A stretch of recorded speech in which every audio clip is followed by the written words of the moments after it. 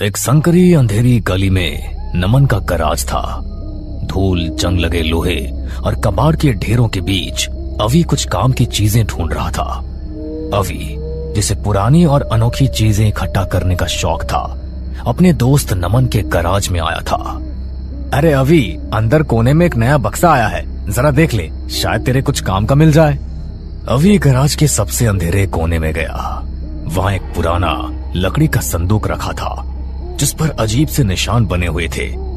उसने संदूक खोला। अंदर मखमली कपड़े के बीच एक काले रंग का चश्मा रखा था। चश्मा दिखने में साधारण धूप के चश्मे जैसा था, लेकिन उसका शीशा इतना गहरा काला था कि उसके आर पार कुछ नहीं दिख रहा था। अजीब बात तो ये थी कि उस पर धूल की एक परत तक नहीं थी। नमन, मैं इस बॉक्स में से ये काला चश्मा ले लूं? अरे हाँ, रख ले। अवी ने चश्मा जेब में रख लिया। उसे नहीं पता था कि ये काला चश्मा उसकी जिंदगी को पूरी तरह बदलने वाला था। शाम के करीब 7 बज रहे थे। अवी मेट्रो स्टेशन की तरफ बढ़ रहा था। सड़क पर भीड़ थी। अवी ने अपनी जेब से वो काला चश्मा निकाला और आंखों पर पहन लिया। पलक झपकते ही उसके सामने की दुनिया बदल गई। मेट्रो स्टेशन की जो रोशनी चमकदार सफेद थी, वो अब हल्की पीली सी दिखने लगी। लेकिन सबसे भयानक बदलाव लोगों में था। अवी के ठीक पास से एक आदमी गुजरा जो सूट बूट पहने था, लेकिन चश्मे के अंदर देखने से उसका आधा चेहरा पूरी तरह से कंकाल था। ये क्या है? उसने घबराकर चश्मा उतारा। सामने वही सामान्य भीड़ थी। वही सूट बूट वाला आदमी फोन पर बात कर रहा था। उसने खुद को दिलासा दिया और दोबारा चश्मा पहना। सड़क पर चल रहे हर कुछ इंसानों के पीछे या तो कोई भयानक साया था या तो खुद कोई भूत पिशाच था। एक औरत जो चल रही थी, चश्मे के अंदर से वो एक चुड़ैल दिख रही थी जिसके पैर उल्टे थे और उसकी जीभ लंबी थी। अवी हांफने लगा। वो पीछे की तरफ भागा, लेकिन तभी उसकी टक्कर एक लंबे आदमी से हो गई। अवी ने डरते हुए ऊपर देखा। उस आदमी की चमड़ी नीली पड़ चुकी थी। आंखें बहुत भयानक थी। देख कर नहीं चल सकते भाई साहब। अवी ने डर के मारे अपनी सांसें रोक ली। वो बिना कुछ बोले आगे बढ़ने लगा। उसने सोचा कि अगर वो शांत रहेगा तो बच पाएगा। सामने से आ रही एक डरावनी औरत को देखकर अवी की आंखें डर से फैल गई और उसने डर के मारे अपने हाथ से मुंह ढक लिया। वो औरत रुक गई। उस रूह ने भांप लिया कि अवी की नजरें सीधे उस पर टिकी है। सड़क पर चल रहे जितने भी भूत, पिशाच और साए थे, सब के सब अचानक से रुक गए। जो भूत अब तक हवा में तैर रहे थे या लोगों के कंधों पर बैठे थे, उन सब ने अपने सिर एक झटके में अवी की तरफ घुमा लिए। एक बूढ़ा भूत अवी की तरफ बढ़ा। उसने चीख कर कहा, सालों बाद कोई जिंदा इंसान हमें देख पा रहा है। अवी जोर से चिल्लाया और भागने लगा। पीछे मुड़कर देखा तो भयानक आत्माएं, चुड़ैलें और पिशाच हवा में उड़ते हुए और जमीन पर रेंगते हुए उसके पीछे आ रहे थे। आम लोगों को कुछ समझ नहीं आ रहा था। उन्हें बस एक लड़का पागलों की तरह भागता हुआ दिख रहा था। भागते भागते अभी एक सुनसान अंधेरी गली में घुस गया। डर के कारण उसका पूरा शरीर पसीने से लथपथ था। हाँ, अगर मैं ये चश्मा उतार दूं तो शायद ये मुझे ना देख पाए। उसने झटके से काला चश्मा उतार दिया। सामने की डरावनी दुनिया गायब हो गई। गली पूरी तरह से शांत और खाली थी। केवल स्ट्रीट लाइट की रोशनी चमक रही थी। अवी ने चैन की सांस ली। तभी उसे अपने ठीक पीछे किसी की आवाज आई। कौन है वहां? अवी ने पीछे मुड़कर देखा। वहां चश्मा न पहनने के कारण उसे कुछ भी दिखाई नहीं दे रहा था, लेकिन वो महसूस कर सकता था कि वो शक्तियां वही थी और अब वो अदृश्य होकर उस पर हमला कर रही थी। अचानक अवी की पीठ पर किसी ने जोर से नाखून मारे। उसकी टी शर्ट फट गई। अगर चश्मा नहीं पहना तो बिना देखे ही मारा जाऊंगा। उसने दोबारा चश्मा आंखों पर चढ़ा लिया। उसके ठीक सामने वही औरत खड़ी थी जिसके हाथ के नाखून लंबे और नुकीले थे। वो दोबारा अवी के सीने पर वार करने वाली थी कि अवी ने खुद को बचाया। अवी गली के दूसरे छोर की तरफ भागा। चश्मा पहनने पर उसे ये तो दिख रहा था कि खतरा कहां से आ रहा है, लेकिन चश्मे के कारण रात का अंधेरा और गहरा हो गया था, जिससे रास्ता देखना काफी मुश्किल था। और अगर वो चश्मा उतारता तो दुश्मन अदृश्य हो जाते। ये एक पल पल घुटने वाली सर्वाइवल की जंग बन चुकी थी। अभी भागते हुए मुख्य सड़क पर आया और मेट्रो स्टेशन की सीढ़ियां चढ़ने लगा। उसने सोचा कि जहां ज्यादा रोशनी और भीड़ होगी वहां ये भूत शायद हमला न करे। मेट्रो स्टेशन के अंदर का नजारा किसी नरक जैसा था। टोकन वेंडिंग मशीन के पास 3 भूत खड़े थे। जैसे ही अभी सिक्योरिटी चेक की तरफ बढ़ा, सुरक्षा कर्मी के ठीक पीछे एक विशाल साया खड़ा था। चश्मे के अंदर से उसने देखा कि पीछे से पिशाच हवा में तैरते हुए उसके ऊपर झपट रहे थे। अचानक एक हाथ ने उसके पैर को पकड़ लिया। अभी ने नीचे देखा, एक चुड़ैल सीढ़ियों के बीच से निकलकर उसका पैर खींच रही थी। मुझे छोड़ो, दूर हटो मुझसे। अभी ने अपने दूसरे पैर से चुड़ैल के चेहरे पर जोरदार लात मारी। चुड़ैल ने भयानक चीख मारी और अभी का पैर छोड़ दिया। अभी हांफते हुए प्लेटफॉर्म पर पहुंचा। खुशकिस्मती से मेट्रो ट्रेन ठीक उसी समय आकर रुकी थी और उसके दरवाजे खुले थे। अभी बिना सोचे समझे ट्रेन के अंदर घुस गया। भूतों के चेहरे कांच के दरवाजे से टकराए। ट्रेन आगे बढ़ चुकी थी। मेट्रो के अंदर बैठे लोग अवी को बड़ी अजीब नजरों से घूर रहे थे। एक लड़का और जो रात के समय काला चश्मा पहने हाफ रहा था। ट्रेन चल रही है, अब मैं सुरक्षित हूं। तभी अचानक मेट्रो की लाइटें टिमटिमाई और पूरे कोच में हल्की लाल रोशनी छा गई। अवी ने चश्मे के अंदर से पूरे कोच को देखा। कोच के कोने में जहां एक बुजुर्ग आदमी बैठा अखबार पढ़ रहा था, उसके बगल की खाली सीट पर धीरे धीरे काला धुआं इकट्ठा होने लगा था। वो धुआं एक औरत के रूप में बदल गया, जिसके बाल बहुत लंबे थे और उसकी त्वचा सूखी थी। उसकी उंगलियां मुड़ी हुई और नुकीली थी। उसने अपने गर्दन को घुमाया और सीधे अवी को देखा। नहीं नहीं नहीं, यहां भी नहीं। वो चुड़ैल अवी की तरफ बढ़ने लगी। अजीब बात तो ये थी कि वो जमीन पर नहीं चल रही थी, बल्कि मेट्रो की छत से उल्टी लटकी हुई छिपकली की तरह रेंगती हुई आ रही थी। अवी ने हड़बड़ाहट में अपना चश्मा उतारा।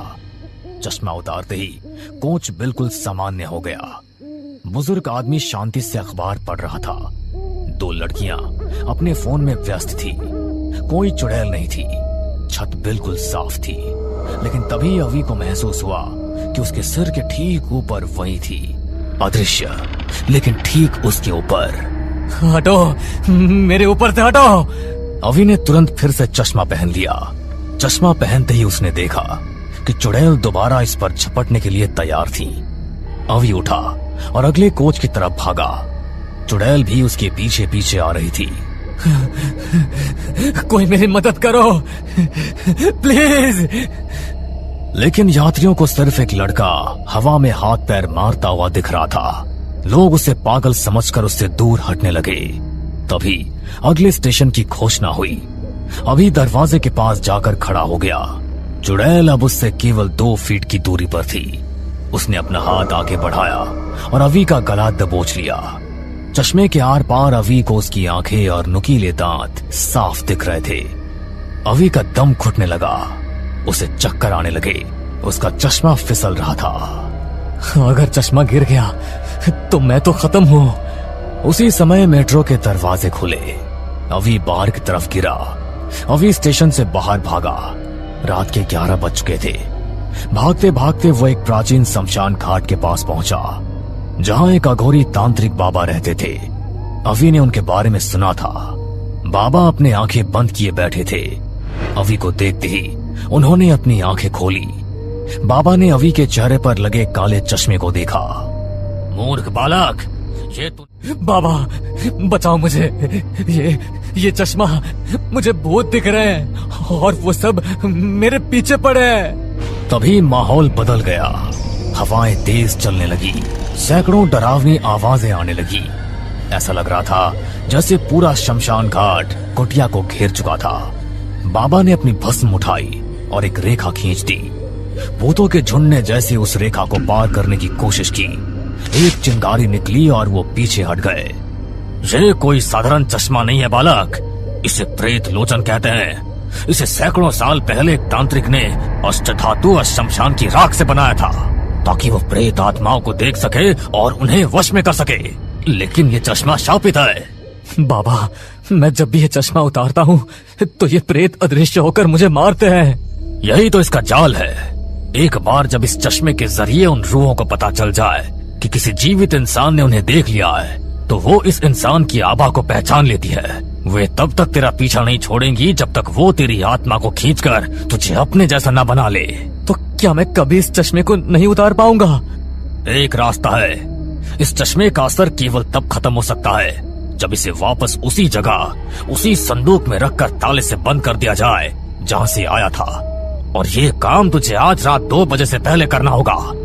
अगर 2 बज गए तो ये चश्मा तेरी आंखों की पुतलियों से हमेशा हमेशा के लिए चिपक जाएगा और तू चाहकर भी इसे कभी उतार नहीं पाएगा।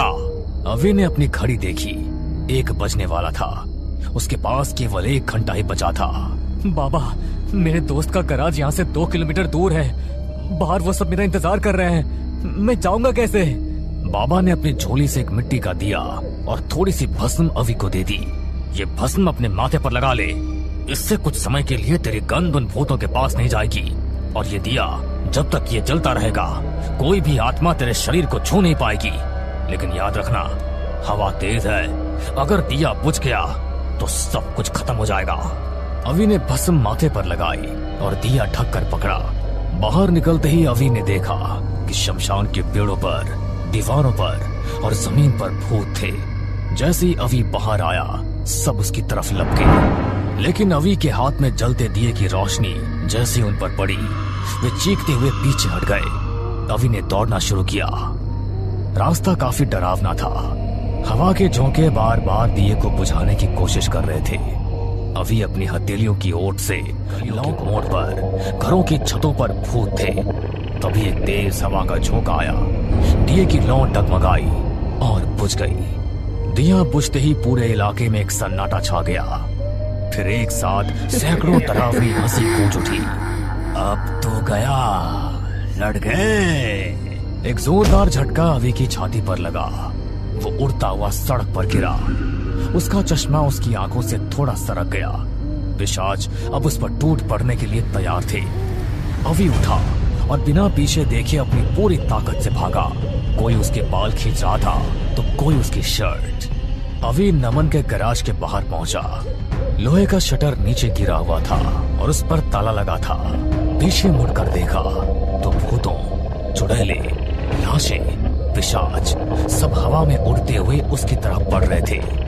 अवी ने घबराकर आसपास देखा। जमीन पर एक भारी लोहे का रॉड पड़ा हुआ था। अवी ने रॉड उठाई और पूरी ताकत से ताले पर मारी। ताला नहीं टूटा। उसने चश्मे की रिम को छुआ। वो सचमुच उसकी त्वचा के साथ चिपकने लगा था। उसे उतारने में अब तेज दर्द हो रहा था। अवी ने आखिरी बार पूरी ताकत से रॉड ताले पर मारी। ताला टूट गया। अवी ने झटके से शटर ऊपर उठाया और अंदर घुस गया। अंदर पूरी तरह अंधेरा था। अवी उस अंधेरे कोने की तरफ बढ़ा जहां वो पुराना संदूक रखा था। बाहर से शटर को पीटने की भयानक आवाजें आ रही थी। ऐसा लग रहा था जैसे लोहे का शटर अभी टूट जाएगा। अवी पागलों की तरह कबाड़ हटाने लगा। तभी उसका हाथ उस मखमली कपड़े से टकराया। संदूक वही था। उसने संदूक का ढक्कन खोला। उसी पल शटर उखड़ गया। सभी भूत और चुड़ैल अंदर घुस आए। चश्मा उसकी खाल से लगभग जुड़ चुका था। उसने चीखते हुए अपने चेहरे की चमड़ी की परवाह किए बिना चश्मे को खींचकर उतारा। दर्द के मारे उसकी आंखों के सामने अंधेरा छा गया। लेकिन उसने चश्मे को सीधे संदूक के अंदर फेंक दिया और झटके से संदूक का ढक्कन बंद करके उस पर लगा पुराना पीतल का कुंडा चढ़ा दिया। अवी जमीन पर गिर पड़ा। उसकी आंखों से आंसू और चेहरे से हल्का खून बह रहा था। अवी ने हांफते हुए अपनी घड़ी देखी। 1:55 हो रहे थे। उसने अपने चेहरे को छुआ। चश्मा उतर चुका था। वो बच गया था। लेकिन जब भी वो किसी अंधेरी गली से गुजरता या मेट्रो में सफर करता तो उसे हमेशा एहसास होता कि कोई अदृश्य चीज अब भी उसके आसपास ही है।